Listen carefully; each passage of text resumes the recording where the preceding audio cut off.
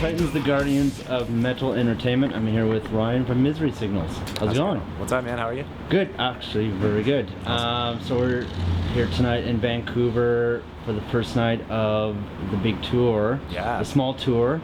Right. 10th anniversary. 10 years ago, you guys released the album that you guys are really well known for. Mm-hmm. Let's talk about that. Sure. Devin Townsend produced it. Right. How was he to work with? He was amazing. I was pretty intimidated at first, like before meeting him, because he's got this big, larger-than-life stage persona where he's just like really over the top and nuts.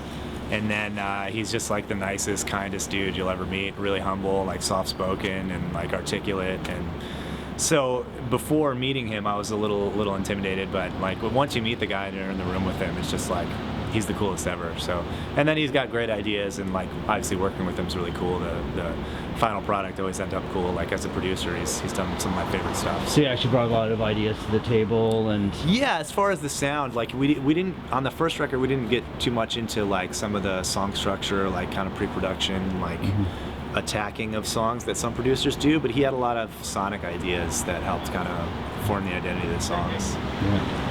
And so last year you guys released an album, Absent of Light, and you ended up producing it. Correct, yeah. Myself and Greg, the other guitarist. So how was that as far as like a creative process? Something doing, a little bit different? Yeah, it was really cool because, we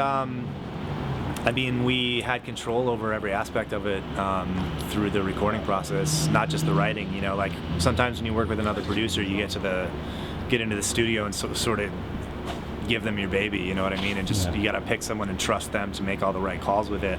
But now that Greg is a pretty accomplished producer and I've been doing some more producing myself, like I have a lot more information about why certain decisions are made, and like we can sort of have our hand in achieving the vision as best we can. So it's really cool for me because I'm a bit of a control freak about the music too. I was about to say that, you want sort of that control. Okay. And so I really liked it. It was a lot of work, especially since we did some of the distribution and all this stuff without a label. We were doing that all ourselves, so there was a lot of work to be done, and it was pretty daunting at times. But I really liked the fact that we were able to control all the artistic decisions, including the recording process, which is an artistic process. How long were you in the studio for when doing this album? Like probably cumulatively 2.5 months. Yeah, maybe 3 months. Was there a point, like you had to get the album done, that you had to let certain things go and like, okay, it's done, move on to the there was some of the stuff in the mixing process that we not necessarily settled on, but sort of glossed over and maybe would have obsessed over a little more. And it's good to have a deadline, I think. For all sorts of creative things, like recording included. So again, we're here in Vancouver, first night of the tour. How excited are you guys to be on this tour? Like, obviously it's with the original members. 10 years ago you released the album that, again, a lot of metalcore fans have in their collection.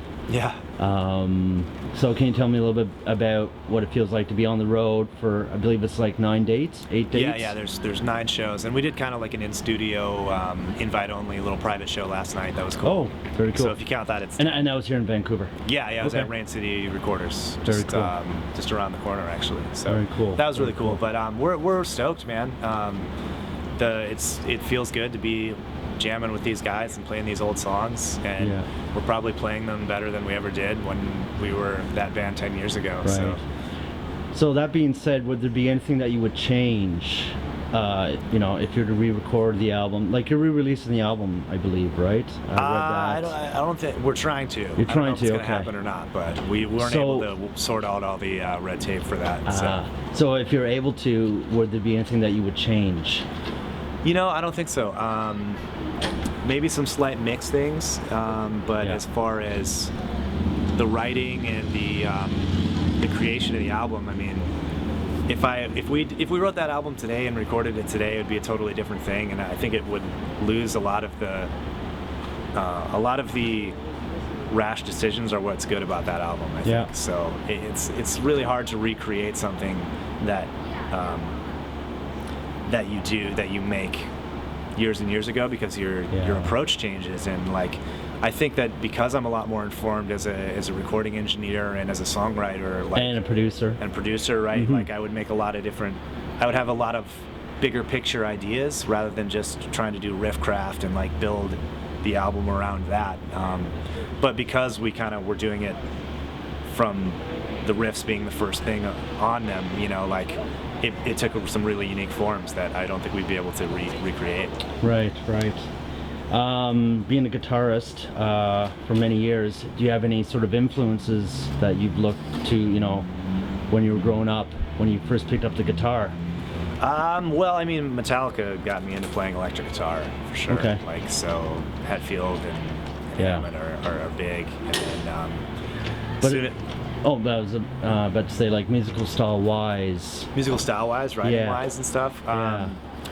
Yeah, there's a few different ones, man, and I like to draw inspiration from as broad of a spectrum as I can. But like, kind of in our category, there's a lot of like 90s melodic hardcore bands like Cave In or Shai Hulud that like are the closest to the same pedigree as us, you know.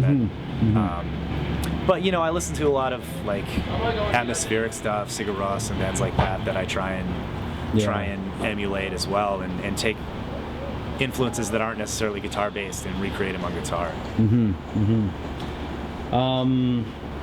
So let's talk about metalcore in general. Okay. And there seems to be a bit of a resurgence right now with metalcore, especially when you go to a lot of the shows. They're getting a lot of the crowds, you know, compared to a lot of metal, like the death metal and thrash metal.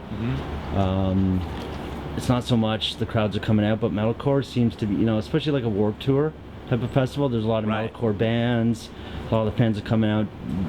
Do you have any sort of insight why that's happening? Why metalcore is so... I have no idea. That's a good observation, though. It does seem like there are a lot of bands that are metalcore influenced, and I don't know if they're calling themselves metalcore or what, but there's like a lot of screaming and breakdowns and like so many genres that teenage girls are listening to, and that's like the demographic that everyone wants for whatever reason, you know, that Warped Tour, like teen girls. Are you expecting that tonight? No, we're old and shot. I don't think they're coming for us. You're not that old. Yeah, well, getting there. Yeah. Cool. Is there anything that you want to say to the fans before we wrap up? And no, I mean, one of the cool things about this tour is like a lot of people feel like the album has lasting power and is, you know, timeless, or, you know, something they can stick with and still listen to and have be relevant. So anyone that's still coming out and like appreciates the album 10 years later, like that's really flattering to us, you know, because we of course want it to last, and it's gonna mean a lot to us as the people who made it to look back on. But the fact that resonates for other people is like really good praise for us. So if people are excited about the album 10 years later, like we're stoked. Is there any plans, like, obviously this is a very small run, are you gonna sort of continue this tour? Or is this like no, this is kind of the only dates we could squeeze in. Like, we all got adult lives somewhat, and these are sort of the only dates that overlap for all 5 of us to get it going. So if you don't, if people don't go to see you, they're gonna miss out on a really good show then. Right. We're trying to film as much of it as we can and document it and put out a DVD of everything that we can. Excellent. So hopefully some of the people that miss it because of geographic limitations, like, we'll be able to watch some of the footage. Absolutely. All right. I want to thank you very much, and have a great show. Thanks, man. Take care. Thanks all right. Okay.